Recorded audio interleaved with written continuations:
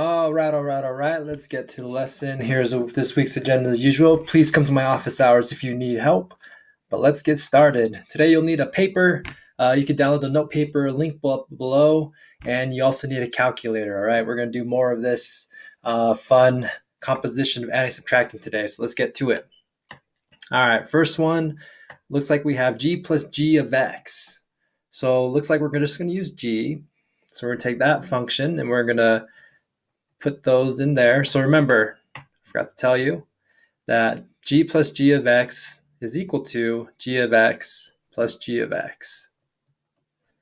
Okay, so when we're doing this, we can make this as x plus 3 plus x plus 3. Okay, now it's just a matter of simplifying. I have here my combined terms. I combine the x's, so we get 2x plus 6. All right, so that is my function. So now I need to find g plus g of x when we have all these x values in. Remember, all we're going to do is we're going to take this right over here and then just put it into our function that we have. All right. So really what we have is we have 2 times negative 3 plus 6. That's equal to negative 6 plus 6, which we know as 0. And then we put in 0 plus 6. That gives us positive 6. And let's see, we got 2 times 1 plus 6. That gives us 8. And those are our answers. So we have 0, 6, and 8. All right, so we can say that g plus g of x is equal to 0, 6, and 8. All right, and that's the main idea with that. So again, we're going to spend another day with this, operations of functions. You should be able to use adding and subtracting still. And I think I want to focus more on just finding with our we're going to expand it, and then we're also just going to find with x. All right. So again, here we're going to do the same thing as similar to do now, except this time it's going to be subtraction here, right? This time we're doing subtraction. So remember, this translates as, let's use red, f of x minus g of x. In this case, let me go ahead and use this as green, and then I'll use this as red for g. But really what you should have is, you should have your f function, 2x minus 5, minus your g function, which is negative 3x plus 1. All right, before we can subtract these two together, remember the first thing is important is we need to understand this negative. Remember, that's like saying minus 1. So I'm going to take that and I'm going to distribute by timesing each one of those. All right, we got to times each one of those before we can simplify this. So really what we should have is that 2x minus 5 is still there. Negative 1 times negative 3x, well, that turns into positive 3x. And then negative 1 times plus 1 is minus 1. All right, so now it's just a matter of combining your like terms. I can see that our x's are here. We're going to combine those, and then we'll combine our numbers. So our answer is therefore going to be 5x minus 6. All right, that's our answer. So now I got to find those values when x is equal to negative 5, 0, 1, and 2.5. This is where I might need my calculator, but let's keep going with this. So again, I'm going to take all these terms. I'm going to replace x and put it into there, right? I'm going to take these x terms and place it with this x. So then, therefore, 5 times negative 5 minus 6. We got 5 times 0 minus 6. 5 times 1 minus 6. And then 5 times 2.5 minus 6. All right, we could put this into our calculator. This is going to be negative 25 minus 6, which is negative 31. We got 0 minus 6, which is negative 6. We got 5 minus 6, which is negative 1. 5 times 2.5, which is going to be 12.5. So 12.5 minus 6. What is that going to be? 12.5 minus 6. And that's equal to negative, or 6.5, isn't it? And those are our answers. Right over there, right? Okie doke. Let's make it a little bit harder.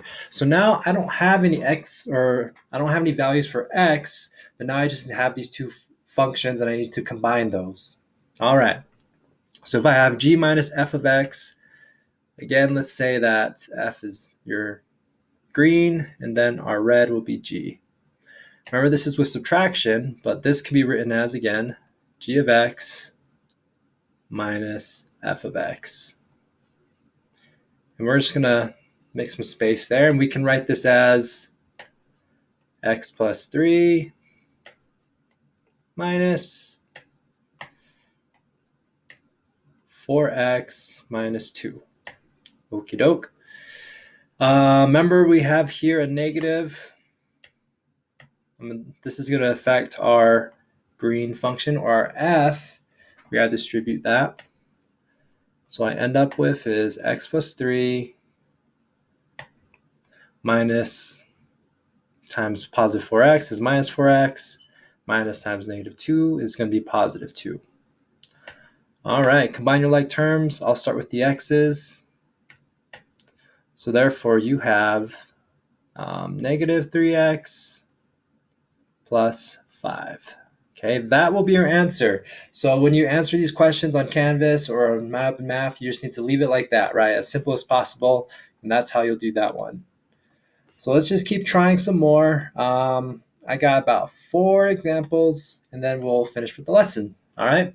So you're more than welcome to pause these videos and try it yourself. I think in the next couple ones we'll do that, but let's just keep working together. Okay, so again, if I'm doing f plus g of x, that's just f of x plus g of x. All right, let's just say this is our green function, this is our red. So I'm going to take my green, 4x plus 8. I'm going to add that to my red, 2x. Man, isn't this easy? So we just combine those two functions, combine the like terms, and therefore our answer is 6x plus 8. All right. Is this next one harder? I don't know. Okay, so this one is going to be switching it around. So again, we'll stick with the colors that we use. F is green, red is g of x. This is the same thing as saying f of x minus g of x, which is pretty much saying our f function. Yeah, this one I feel like is very doable. Minus our g function. You feeling good about this? Again, that minus is going to make it into 4x plus 8 minus 2x. We can combine our like terms there. Put those together. I should get 4x minus 2x is 2x plus 8. All right. Man, you're doing great. I think we're doing great. Okay. Again, we can simplify this as saying that f of, I guess to make this more exact, we do my f parentheses f minus g of x is equal to all of that. All right, that's more correct. Okay, go ahead and pause this video. Try these questions out. See if you can get them. It's going to be a little bit harder because I know there's an x squared, but you can do this, okay? We'll go over this together in a bit. So go ahead and pause. All right, let's try these. So I'm going to say H is going to be my green and J is going to be my red. So we're pretty much following the same procedures here, where we're saying that we're doing H of x minus our J of x. You're going to see something here which is going to be a little bit crazy, but we'll figure it out. So this turns to x squared plus 8x plus 3. Subtracting. Parentheses x plus 3. So first off, remember we need to take that negative number and distribute that to each one of those inside our j of x. And that's going to give us x squared plus 8x plus 3 minus x minus 3. This is a 3. Okay, so we need to combine like terms, right? So notice how I look at my x squared here. Notice how there's nothing the same as that, right? You can't combine those other x's over there. You can only combine the things that have x squared in it. So therefore, we just have 1x squared. But I notice that we can combine these x's, and we can also combine these 3's, all right? Which is good. So when I do that, I can say that, well, my answer is going to be x squared plus 7x minus 0. Or we can say h minus j of x is equal to x squared plus 7x. All right, that is my answer for that. Okay, do this next one. I'll show you, walk it through again. I'll try to do this one a little bit faster. Again, this is the same thing as saying h of x plus j of x. That's like saying x squared plus 8x plus 3 plus x plus 3. That one's a lot smoother, right? But again, I can only combine like terms, and x squared cannot combine with those other x's. So therefore, I have x squared plus 9x plus 6. That's my answer. All right, let's try one more hard one. This one is a word problem. I want you to pause and try this yourself, see if you can get it. Otherwise, we can do it ourselves. All right, we got to get two functions out of this and then combine them. So we're going to have two functions. Let's call them f of x and g of x. And then we're going to try to combine them by doing f plus g of x. All right. So looking at this, you make $745 per week plus $75 in it. You also spend $380 every week on all that swag you need. I don't know what that swag means. But let's say that f of x is our first function. Well, I can see that I do $475 per week. Okay, so usually when you have a rate like that, like per week, per year, per minute, per month, per whatever, that's usually going to be associated with an x value. All right, because in this case, if I'm making $475 per week, well, the number of works or the number of weeks I have will represent my x value. Okay, so in this case, for this scenario, I can say that x is equal to weeks. Okay, so therefore I have 475x plus that $75 I already have to start with.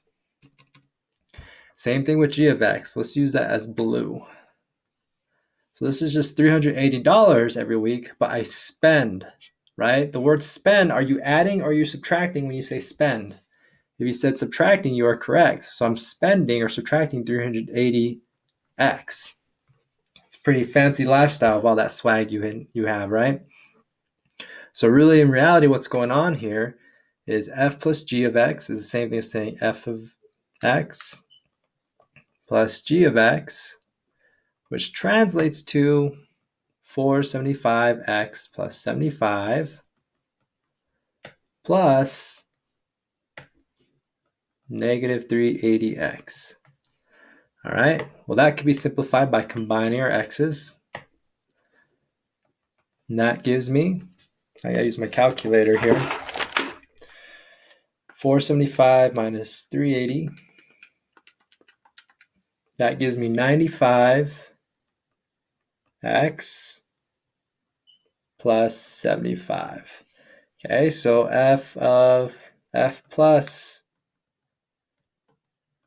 g of x is equal to 95x plus 75. So overall, you will make $95 per week plus that $75 you have in your bank account. All right, so that's pretty much it for the lesson. Here's a discussion question. Again, I want you to be able to do this on your own. Try this yourself and try your best to answer. Please don't space. You can try this as many times as you want. For example, if I get you started, let's see. This up here, it should be your f function. Remember, you can't combine your x squares unless you have other x squares, right? In this case, it looks like you do. Okay, but that's your setup for this problem. Remember to distribute. Remember to always distribute that into each one of those. Whoops, into each one of those, right? So now you should be able to solve for that. Good luck. Besides that, what you learned today is, again, just adding, subtracting. We mostly focus on with just x values without particular x values in it, but we just focus on x functions. And remember all this other fun stuff for this week, okay? But good luck. Please come to my office hours if you need help, but we'll get through this, all right? We'll see you.